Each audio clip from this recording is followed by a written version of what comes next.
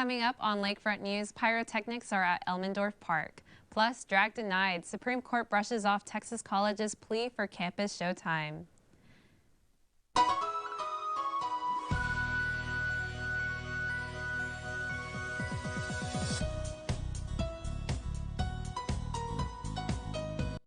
Thank you for joining us for Lakefront News. I'm Leilah Gaitan. The U.S. Department of Agriculture USDA Wildlife Services will be conducting deferment activities in Lake Elmendorf Park over the next few months. Associated with the egret population, activities include using small pyrotechnics that sound like fireworks. These activities will take place from approximately 6 to 8 p.m. This will be daily for at least the next 2 months. OLU student Joshua Padilla gives his opinion. I think there should be some kind of awareness, especially the way they're going to be keeping stuff set up, especially if it's pyrotechnics, especially as a student. I think there's got to be some kind of awareness because it can be dangerous, especially when people aren't aware. There could be chaos. And so keeping that awareness will go a long way, especially for our students.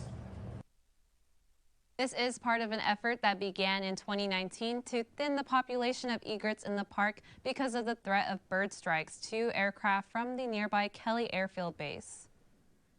OLU's Dr. Adriana Garcia has been named to the Federal Communications Commission's FCC Intergovernmental Advisory Committee, IAC. Dr. Garcia, OLU's Associate Professor of Marketing and District 4 Councilwoman, is the only municipal representative from Texas to be part of the 30 members of the IAC. The IAC is a group of elected officials who will meet with commission officials to discuss a range of telecommunication issues in hopes of bettering the public's access to broadband services. On Thursday, March 21st, Spotlight Productions and OLU Ministry hosted the live stations of the Cross event in the Sacred Heart Chapel. The Spotlight Productions Drama Club has partnered with OLU Ministries to perform this production. Pamphlets were provided for the audience to follow along. So this is the live stations of the Cross performance.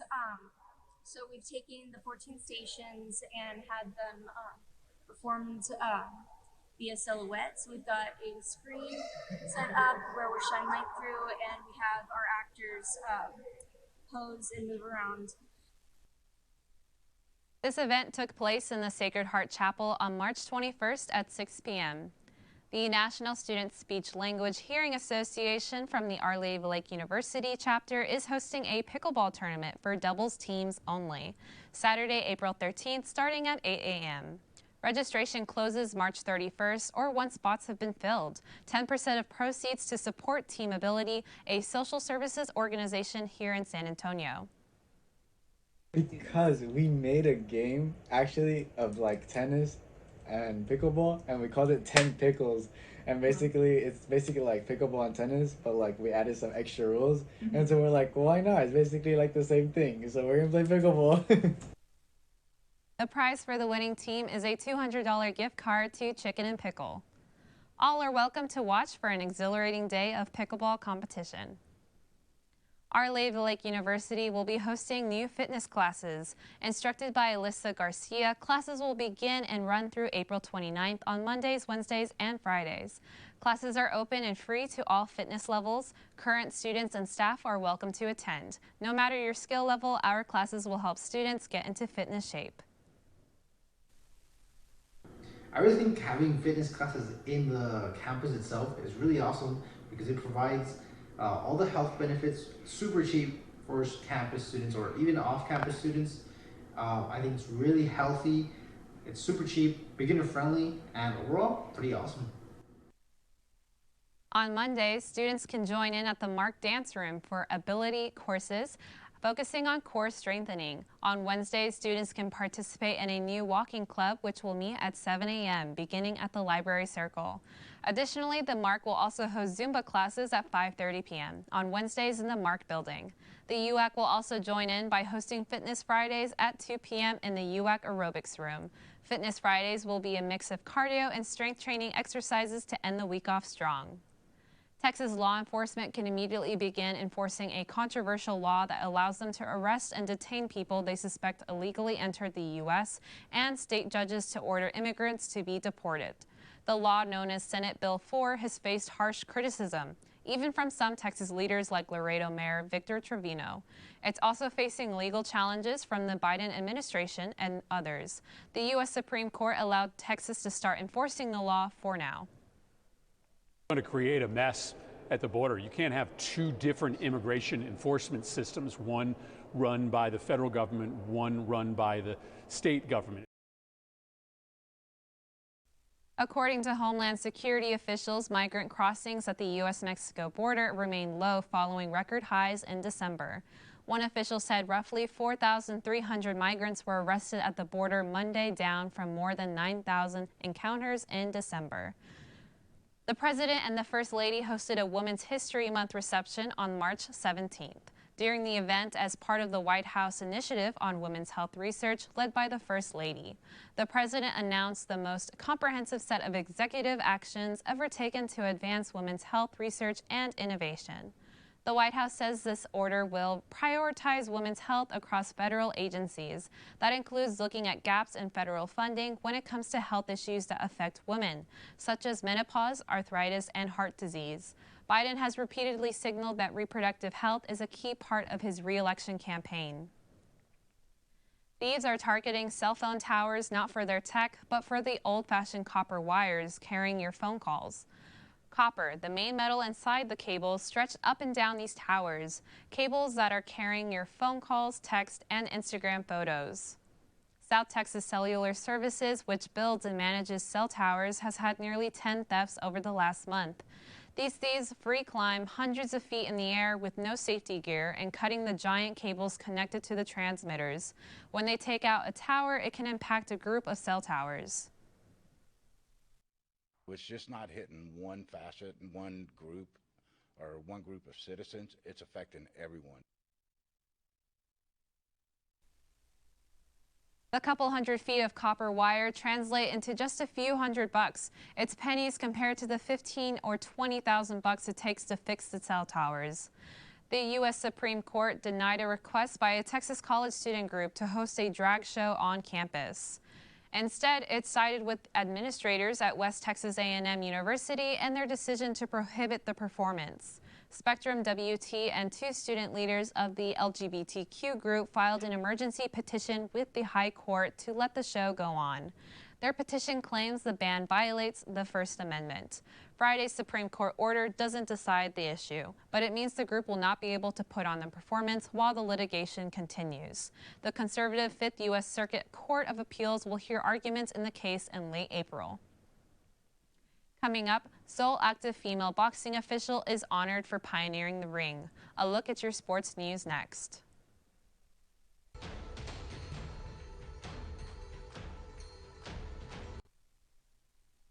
Welcome back, and now a look at Olu Sports. Police in Florida say former professional hockey player Konstantin Kolstov died by apparent suicide. He was 42.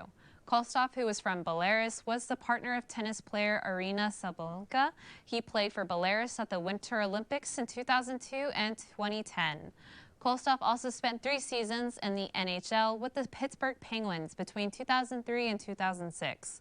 More recently, he was working as a coach for a Russian professional hockey team. On Thursday, a group of current and former college female athletes filed a lawsuit accusing the NCAA of Title IX violations for its transgender policy. The suit cites policies that allowed transgender swimmer Leah Thomas compete with the UPenn women's swim team. The 2022 Thomas became the first transgender athlete to win an NCAA Division I title.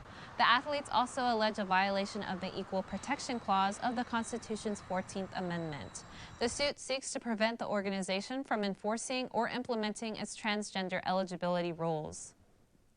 It also aims to force the NCAA to invalidate records and titles based on the results of the competitions allowing transgender athletes. The Clemson Tigers are roaring with anger at the Atlantic Coast Conference. Clemson University filed a lawsuit against the ACC Tuesday, blasting what officials there call an unenforceable withdrawal penalty. According to Clemson's suit, the ACC claims it owns the media rights of all home games their member teams play through 2036, even an institution leaves their conference. The suit adds the ACC will force institutions to pay a $140 million fine if they want to exit the conference. In a statement, the ACC says it expects the courts to affirm the legality of the contract. Florida State is also considering leaving the ACC.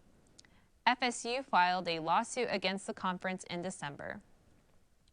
Men's track and field team qualified for nationals in 4 events at the University of Texas at San Antonio Invitational on March 15th through 16th. The meet featured NCAA D1 schools from throughout the country. Head coach Patrick Torres commented it was just an overall good early season meet. The men's 4x100 meter relay team consisting of Spencer Williams, Jesus Rayreef, Cole Delgado, Jimmy Salas, and Jalen Bell placed second and qualified for nationals with a time of 40.95. Jaden Ericway placed fourth in the 400-meter hurdles and qualified for nationals with a time of 54.13. Jalen Bell's 100-meter time was 10.55 for second place, and 200-meter time was 21.27 for third place to qualify him for nationals. His 200-meter time is an OLU record. The OLU men's and women's tennis team has done exceptionally well in their recent matches. The OLU men's tennis team wrapped up play in the Saints Invite March 15th with a 7-1 win over Lewis Clark State College. The Saints improved to 13-6, while the Warriors fall to 9-7. The victory pushes OLU's winning streak to 9 matches. The OLU women's tennis squad blanked Missouri Baptist University 7-0 on March 15th to finish play at the Saints Invite. The Saints jumped to 9-4 overall, while the Spartans dropped to 8-7. The Saints have won 5 straight matches.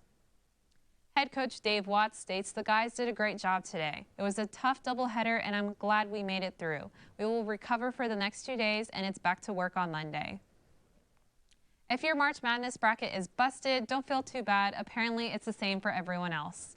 After a second day of games in the men's NCAA tournament and even more upsets, the NCAA says there are no perfect brackets left on its own game, CBS's or Yahoo's. ESPN says just 3 perfect brackets remain on its site after 28 games. On Friday, Yale upset Auburn, and Colorado knocked off Florida. So far, 6 double-digit seeds have advanced to the second round. That's why it's called March Madness. On March 16th, the Texas A&M Aggies played against the Florida Gators.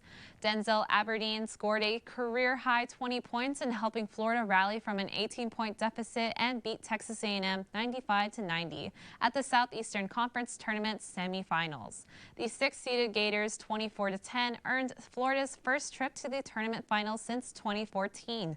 The Gators not only won the SEC, they reached the Final Four that year. The final score was 95-90, with Florida taking the lead.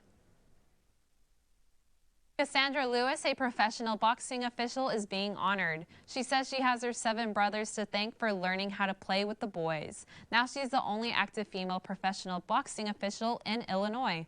The former Hollywood actress says that confidence drove her to train and apply to be an amateur boxing official. In order to reach professional status, she says you need at least 300 fights under your belt. She did that and more. I had over 1,000 fights, amateur bouts, and practice. The way to become a good judge or a decent judge is to constantly practice. She'll be judging this month's Golden Gloves tournament in Clyde Park as she keeps opening doors for other women to be a part of the sport. She's a woman on a mission and still dreaming big. Coming up next, a man that sees demons and the White House discusses marijuana. Stay tuned for a look at the health news.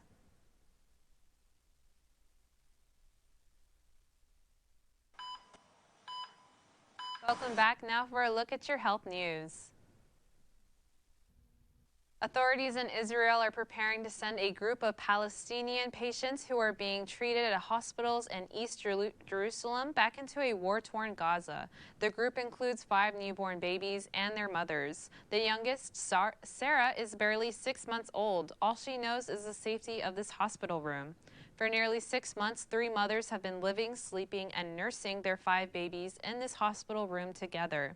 The Israeli government is now deporting them to Gaza, where Israel's brutal military campaign has made survival a daily struggle. They will be moving among the 22 Palestinians set to be bused into Gaza. The Israeli agency said patients who have received medical treatment and are not in need of further medical care are to be returned to the Gaza Strip.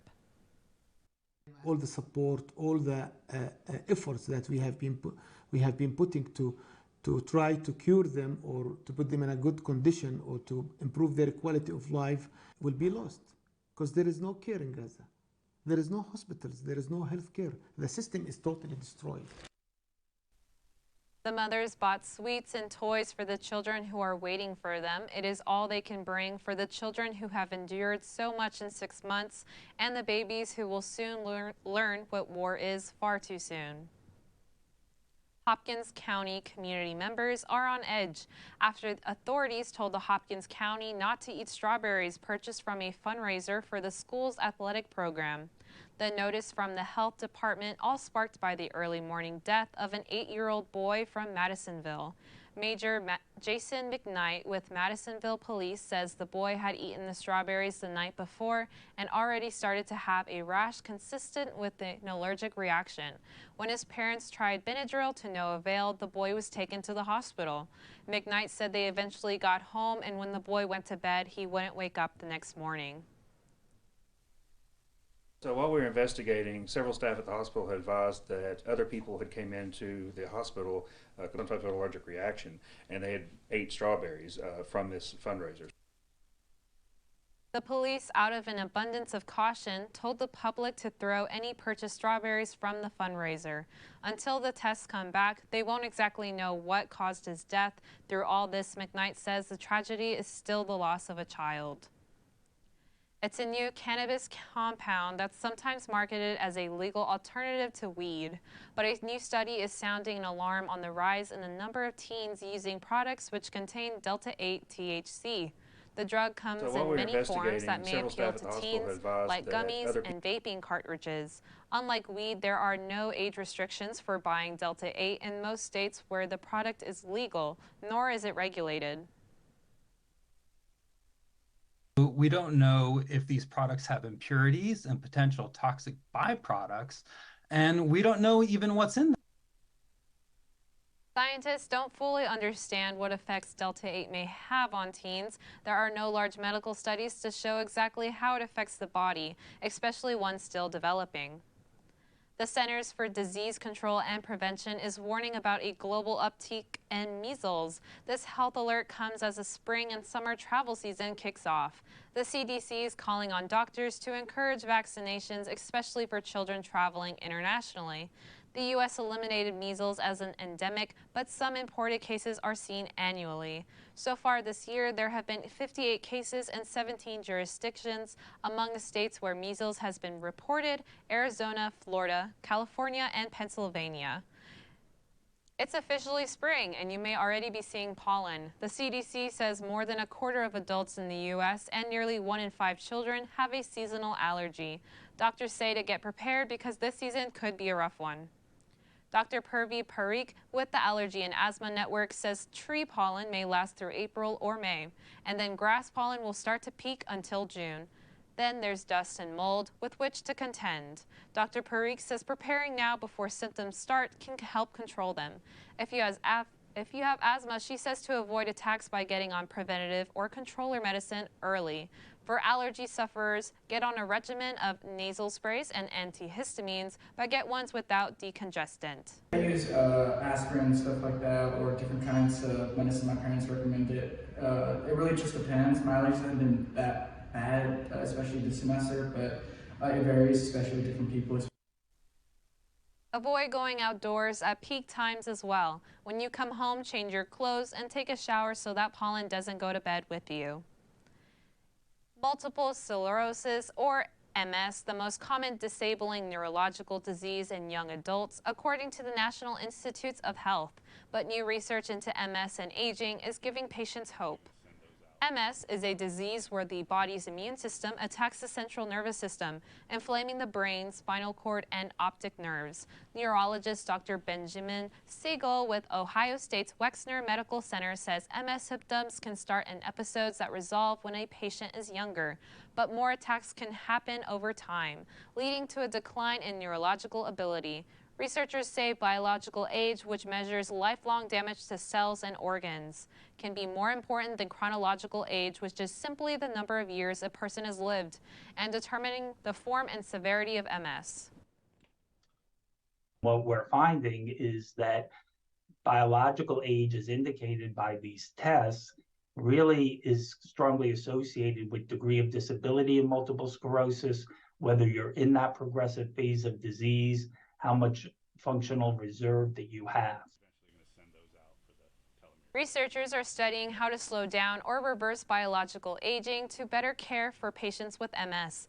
Dr. Siegel says biological aging can be influenced by genetic background, lifestyle, and environmental exposures. The world knows him as hip-hop hitmaker and Grammy-nominated Fat Joe, but some politicians now know him as an advocate for patients' rights and criminal justice reform. He joined forces with a group called Power to the Patients, calling out politicians for failing to force hospitals to be transparent with their prices.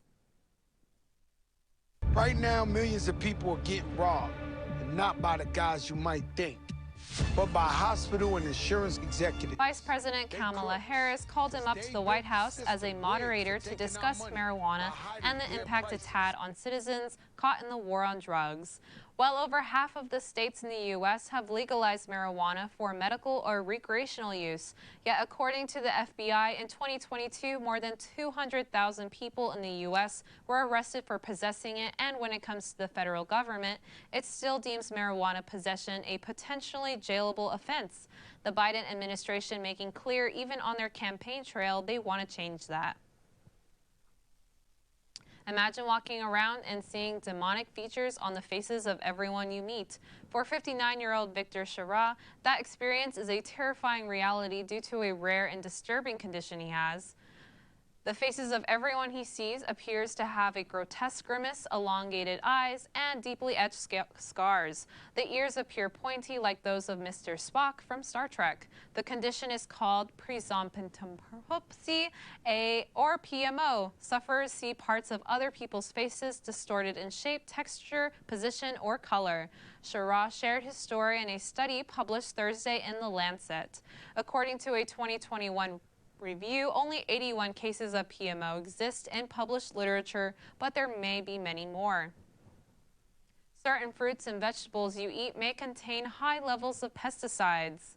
According to this year's Shopper's Guide to Pesticides in Produce, approximately 95% of non-organic strawberries, leafy greens, grapes, peaches, and pears contain pesticides. Dubbed the Dirty Dozen by the Environmental Working Group who produced the study, nectarines, apples, bell, and hot peppers, along with cherries, berries, and green beans, rounded out the list for the most contaminated samples of produce. Pesticides have been linked to preterm births and with heart disease, cancer, and other disorders. Here's some good news, though.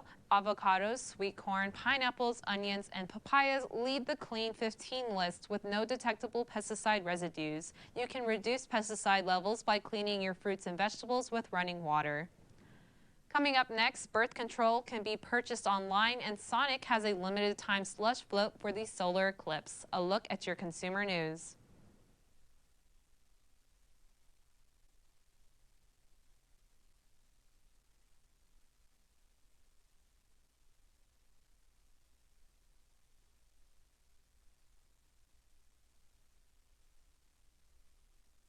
Roadrunner Charters, a major charter bus company, has agreed to stop busing migrants to the New York City area until a civil lawsuit is concluded.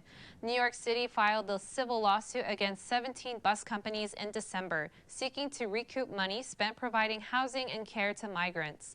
The suit asks at least $708 million total from all the bus companies. Roadrunner was one of the bus companies that took part in Texas Governor Greg Abbott's strategy to send migrants to sanctuary cities. In December, the New York City Mayor's office said Governor Abbott confirmed he sent 33,000 asylum seekers to New York City since the spring of 2022. There is a new push in Hollywood to promote gun safety. Chris Brown explains why that is and why producers are now working with a gun safety advocacy group. Gunfire, danger, high energy. It's another hit episode of SWAT. But something's different in this scene. Can you tell? Safe gun storage. On that same Sony Pictures set, SWAT showrunner Andrew Detman says in the past the officer may have just set his gun on the counter. Their initiative calls for no guns in kids shows, rethinking whether guns are needed in adult shows, and if they are, showing proper storage and handling.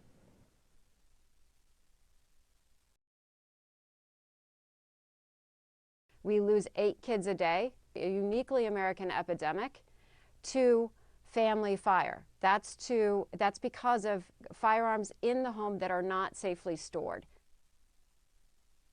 While guns can be political polarizing, this show believes encouraging the safe storage of firearms shouldn't be controversial at all. For the first time in U.S. history, online orders have begun for over-the-counter birth control pills. There are no age restrictions and no prescription necessary. Online sales began this morning for O-Pill via the drug maker's website and Amazon.com. Doctors say the online access will be a major benefit for women who live in remote areas and those who don't have the ability to travel to stores that carry it. Perrigo, the company behind the pill, says 1-month packets will be sold with a suggested price of $19.99. OBGYN Dr. Suchita Reddy says most hormonal birth control pills contain both progestin and estrogen, which for some can carry risk of blood clots, heart attacks, affect migraine headaches, and shouldn't be used by smokers over 35. But O-Pill uses only progestin to prevent pregnancy. Following the online launch, O-Pill is expected to hit shelves later this month at major retailers and pharmacies, including Walgreens and CVS. On March 18th, the Powerball jackpot had reached $645 million. The jackpot rose after there was no big winner on March 16th, but if it had been a winner this time, they would have been able to take the $645 million spread out over 29 annual payments, or a lump sum worth more than $307 million. Although nobody won the $645 million Powerball jackpot in the lottery drawing for Monday, March 18, 2024, there were still plenty of people who won smaller prize amounts in Ohio. Best Buy has recalled more than 250,000 Insignia air fryers due to fire, burn, and laceration hazards. No injuries have been reported, but the company has received 24 reports of the air fryer handles overheating and the glass door shattering. There have been 6 reports of the air fryers catching on fire. The Insignia air fryers were sold at Best Buys in the U.S. and Canada, online or through third-party sellers from November 2021 through November of last year. Customers are advised to immediately stop using them. Don't try to return the air fryers to Best Buy. Instead, affected customers can register for a refund or store credit by going to Best Buy's website. SZA, Tyler the Creator, Blink-182, and The Killers are among the headliners at the 20th anniversary Chicago Lollapalooza Festival. Organizers revealed the official lineup. Some of the other 170 performers include Hozier, Stray Kids, Melanie Martinez, and Skrillex. The festival runs August 1st through the 4th at Grant Park. It's a milestone this year as it marks its 20th anniversary in the Windy City. Tickets have been on sale since March 21st. Sonic wants to help you celebrate next month's eclipse even if you aren't in the path of totality. The fast food restaurant is launching a limited edition drink called the Blackout Slush Float. Its black color celebrates darkness from the eclipse, but what does this celestial event taste like? Well, Sonic drew inspiration from the Big Top and Tropics. It's described as cotton candy and dragon fruit. The beverage is topped with white soft serve and blue and purple galaxy-themed sprinkles. And everyone who buys one gets a free pair of Eclipse glasses to watch it safely. The Blackout Slush Float will be available March 25th to May 5th at participating Sonic locations. Spring is here, and with that generally comes the start of the maple syrup season. But this year that wasn't the case. The warmer and drier winter set the start of maple syrup production earlier than usual. Steve Anderson from the Anderson's Maple Syrup Incorporated says they want lines to be flowing with sap, but because of the colder weather, they're not flowing so well right now. He says the season generally lasts 6 to 8 weeks, and although they started early, the length of the season shouldn't change too much. We're not actually much beyond an 8-week season at this point, so we could still make some more syrup. But the tap holes kind of get old and start to heal, especially when it's above freezing for too many days. One sign the season is coming to an end is when the trees start budding. That hasn't happened yet though, so Anderson is hopeful there's a bit more season to come. Keurig is going to make your morning pick-me-up a little more green. The coffee machine maker is unveiling the K-Round, a compostable coffee pod that's free of plastic and metal. That's actually a piece of molded coffee that's been bound with a safe-to-ingest seaweed coating. Standard K-cups are usually thrown out after making a cup, which leads to used containers filling landfills. If you want to have this environmentally friendly coffee, you're going to have to buy a new machine, the Keurig Alta. I think that having to buy a whole other machine makes sense. If they're changing the product used in the machine, I would think that they have to make adjustments to the machine, but I can also see why people can become hesitant to have to, spend money on a whole other machine when they already have one. Keurig developed this new product in a partnership with Delica, a Swiss company that created ball-shaped coffee pods for the past few years. I'm Leilah Gaitan. Thank you for tuning in to Lakefront News. Visit us online at lakefront.ollu.com.